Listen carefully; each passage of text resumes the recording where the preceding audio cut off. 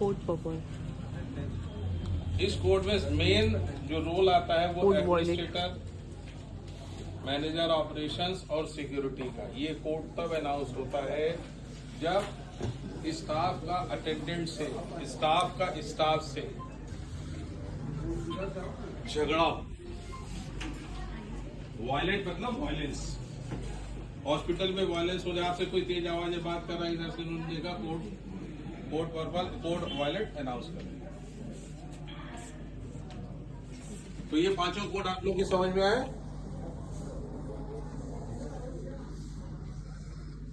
पीछे समझ में आए?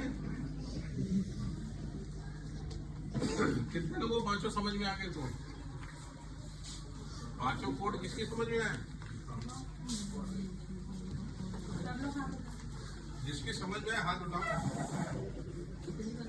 HR की समझ में आए नहीं आए? आ गया सर, हाथ उठाओ। बिल्कुल आ गया सर। और सर ने जो कहा एक्चुअल ट्रेनिंग रिकॉर्ड बनाओ, ये तभी करो जब ऑलरेडी ट्रेनिंग दी जाए। कोई इम्पोर्टेंस देना और सबका ट्रेनिंग हमारे कल्चर है बड़ा खराब, आना नहीं चाहता। जब आओगे ही नहीं तो सीखोगे नहीं। ये बहुत इम्पोर्टेंट है। मतलब हम लोग खुद चाहते हैं कि हमको सारा ट्रेनिंग अटेंड करें, और आज बहुत ये करके जरूर हम लोग अटेंड करेंगे, कमेंट करके अटेंड किया करेंगे, क्योंकि बहुत सी चीज हम लोग के लिए भी नहीं होती। बहुत चीज हम लोग भी सीख रहे हैं डिफरेंट डिपार्टमेंट में, बिना ट्रेनिंग अटेंड किए नहीं सीख पाओगे। इतना है बात। CPR की ट्रेनिंग हो जरूर अटेंड करो, कह के अटेंड करो। जिसका छूट जाओ बोलो HR को कि बहुत इमरजेंसी हो गई थी, कुछ इशू हो गया था हमारा, दोबारा करा दीजिए, या वीडियो तो मैं वीडियो देख लूँ या अपने कलीग से बात कर लूँ। इतने सारे स्टाफ में मैम सिर्फ पंकज पाठक आए थे मेरे पास कि मैम मैं ट्रेनिंग अटेंड नहीं कर पाया हूँ, एक शिफ्ट नाइट इसमें इवनिंग में भी रख दीजिए ट्रेनिंग। ये बहुत जरूरी है। अगर तुम ट्रेनिंग नहीं अटेंड करोगे तो तुम गधे बने रहोगे। तुमसे कोई कुछ पूछेगा, तुम्हें कॉन्फिडेंस नहीं आएगा, तुम उसका जवाब नहीं दे पाओगे, तुम डरते रहोगे कि कहीं हम गलत न बोल दे, कहीं मेरी बात गलत ना हो जाए, मुझे नहीं आता है। तो अंडर कॉन्फिडेंट रहोगे और इम्प्रूव नहीं करोगे। बार बार तुम देखो, ये अभिषेक जो भी थोड़ा बहुत बता रहे हैं, इसकी वजह ये है कि इन्होंने बहुत बार ये सब चीजें बार क्वेश्चन फेस किया। क्यों है? इनकी ट्रेनिंग हुई है कि नहीं? आपकी कंपनी आपकी ट्रेनिंग की है ना? बिना ट्रेनिंग के बोल पाते? तो सेम बात है, जब भी ट्रेनिंग कोई देता है, ट्रेनिंग लेता है, तुम ट्रेनिंग लोगे बार तुम ट्रेनिंग देने लायक भी हो। तो ट्रेनिंग लेना बहुत जरूरी है, वरना नहीं बोल पाओ। तो अपनी ट्रेनिंग अच्छे से करो, और तुम्हारा भी जो रोल है, तुम्हारा काम से जो है बहुत। एक चीज बोलना कि जैसे मैं ICU में आओ जाती यहाँ हूँ, मैं ICU में जाती हूँ, वहाँ पे मैं नर्सिंग स्टाफ से बोलती हूँ, जैसे वो लोग कहीं भी पेशेंट को इंजेक्शन वगैरह लगाते हैं, वो वैसे ही करते हैं। मैं इतनी बार बोली कि आप लोग करिए, उसे सीधे डिस्पोज नहीं मानते हो बात को, फिर तुम क्या करते हो? मैम उसको मैं फिर बताती हूँ, मैम से भी शेयर करती हूँ। ग्रुप में भी हम पूरा होता है, वार्निंग जाती है, बट नहीं इम्प्लीमेंट हो रहा है। ये तो I support her in this, they are not implementing. मैं खुद देखती हूँ, मैं देखती हूँ मैम। सिस्टम से आउट करें। मैम इनकी कंप्लेन रहती है कि हाउसकीपिंग वाले नहीं सुन रहे हैं, और Housekeeping is not supposed to touch needles, syringes, any medicine, any equipment. Even bedding is आप लोग का नर्सिंग के लिए है। बेडिंग आपके लेक्चर होता है भाई, चैप्टर होता है bed making. It is not the work of the sweepers, they are helping you. Bedsheet बिछाने वाला जो चीज है, और पेशेंट का, क्योंकि देखो क्या होता है, हम बताते हैं, इसकी वजह ये होती है कि मान लो पेशेंट का कोई ऑपरेशन हुआ है, पेशेंट का कोई ऐसा वर्क हुआ है जिसमें पेशेंट की हैंडलिंग को ये लोग नहीं जानते, हाउसकीपिंग को नहीं पता कि कैसे करनी चाहिए, लेकिन नर्सिंग को पता है कि पेशेंट हैंडलिंग कैसे होनी चाहिए। इसलिए बेड का बनाने का काम नर्सिंग का, इसलिए नर्सिंग इंचार्ज बड़े बड़े अच्छे सेटअप में नर्सिंग इंचार्ज इस काम को कराती है, अपने सामने खड़ा हो, चलो सबका बेड स्टार्ट करो, तुम लोग लगाना स्टार्ट करो, यहाँ से बनाओ, ठीक से लगाओ, पेशेंट को ऐसे हिलाओ, ऐसे हटाओ। ये तुमको हेल्प कर सकते हैं, वहाँ खड़े हो सकते हैं, हेल्प कर एंड दे डू हेल्प, करते भी हेल्प, ऐसा नहीं कि नहीं करते हैं। ICU के इंचार्जेस एक्टिव नहीं है। बहुत बार उनको बोले, लेकिन वो बोलते हैं कि जैसे मास्क और ग्लव्स के लिए मैम बोला है कि आप मंगाइए वार्ड बॉय से और डिस्ट्रीब्यूट करिए आप खुद, लेकिन उनको ये है कि मिलता ही नहीं है। तो मैंने बोला कि मैं खुद आके आपको नहीं दूंगी, आप मेरे से रिक्वायरमेंट करोगे, आपको वार्ड बॉय से मिलेगा, निखिल का कॉल आता है मैम, तब जाके ऐसे फॉलो होता है। बट इनकी हमेशा की कंप्लेंट किसी भी सुई लगाएंगे, सुई निकालेंगे, डस्टबिन में नहीं जाता है। अगर हम किसी भी रूम जाएंगे ये बिल्कुल सही कह रहा है ये बात। इवन मैंने कई बार मैं जाती हूँ राउंड पे तो मैं देखती हूँ कि पेशेंट का, हाँ मैंने ऑब्जर्व किया, मैंने डाटा है बुला करके नर्सिंग स्टाफ को।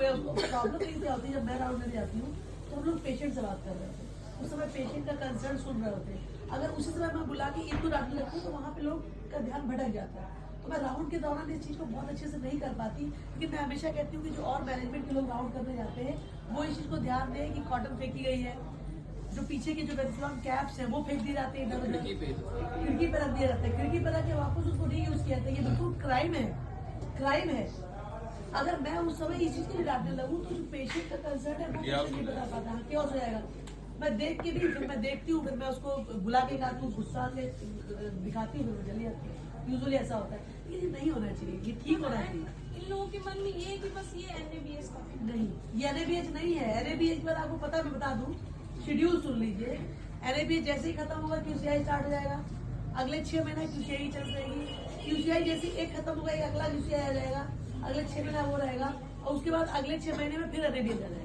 तो एक भी दिन किसी भी प्रोटोकॉल से किसी को छुट्टी नहीं मिलनी है, ये अनवरत प्रोसेस है। तो ये मत सोचिए कि आप लोग का जो गर्दन छूट जाएगी इसके बाद। अब इसमें वही आदमी आगे चलेगा जो अपने अंदर इस मीटिंग के बाद इम्प्रूवमेंट, उस मीटिंग के बाद इम्प्रूवमेंट लाएगा। और मैं सभी को देख रही हूँ, और जिसकी बार बार कंप्लेन आएगी वो इस सिस्टम का पार्ट लॉन्ग टर्म नहीं, वो अपने लिए दूसरी जॉब खोजना शुरू कर दे। जो इस सिस्टम के हिसाब से काम नहीं करना चाहता, सही सिस्टम के हिसाब से काम नहीं करना चाहता, अपने आप को इम्प्रूव नहीं करना चाहता, अपनी ट्रेनिंग में नहीं में आना चाहता, अपना समय बचाना चाहता है और अपने आप को गधा बना के रखना चाहता है, वो अपने लिए दूसरी जॉब खोजना शुरू कर दो।